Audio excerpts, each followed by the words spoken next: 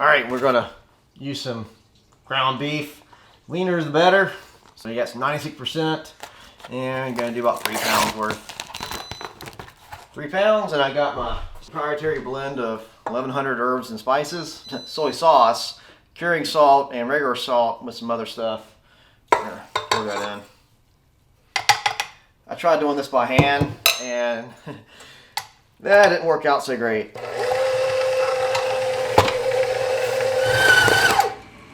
Okay, so looks like we should be good.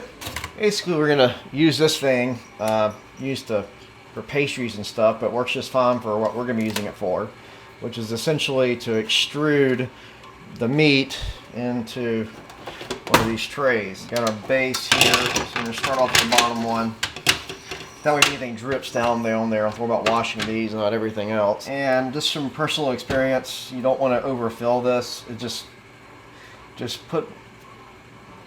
fill it maybe a little bit more than halfway, and then just do it that way. Don't try to pack it as full as you possibly can, because you'll just end up making more of a mess and a pain in the rear. It's already kind of messy. So yeah, like your caulk gun, you just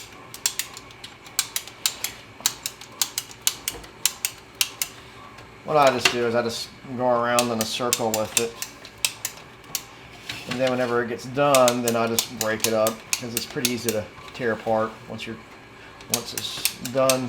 We've got all of our beef dispensed. It's all been about drop this. So alright, so we got these.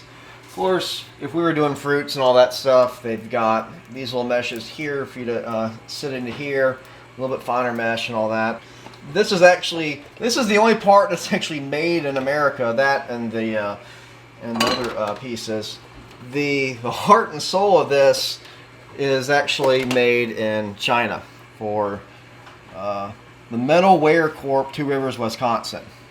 But clearly made in China. So if you bought this thinking that this is a nice American-made product, it kind of is. Plastic parts is made in the United States, but not that. But anyways, whatever. These, they do sit together, they do nest. It's just not I don't get a warm fuzzy feeling. It feels like they could have been better made. They seem a little sprung in the moldings. And if you kind of look from the edges here, they're not perfectly flat. They are rippled. So I'm not sure what kind of molding technique they're using, but not the greatest, but whatever. They seem to be reasonable material. I'm not sure exactly what kind of material. I can probably look at it. I didn't see any numbers offhand, but these probably won't break. Looks like they've got this port here for the air to blow in down through the middle, and then escapes and comes back in on the edges, so that way you recirculate, and which is kind of a cool design. So, because of course this being beef, any type of meat really, you want it to get to that 160 degrees.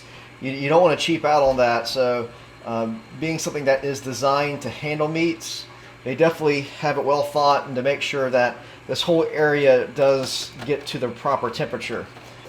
As soon as you plug this thing in, it's going to turn on.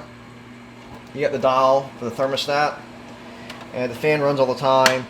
I've got the dishwasher running in the background, but whatever. But as you can hear, it's not too bad. It's not much more than a dishwasher, really. So it's fairly quiet. It does have a nice little carry handle, which is only good for carrying this, but you can also just carry that like that.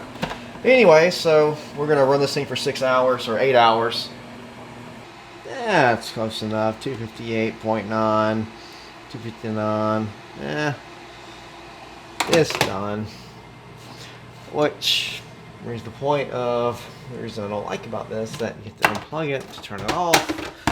And now we have beef jerky.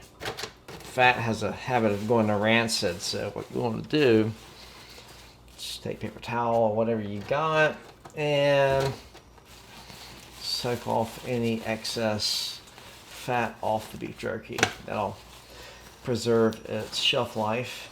Refrigerate it and enjoy.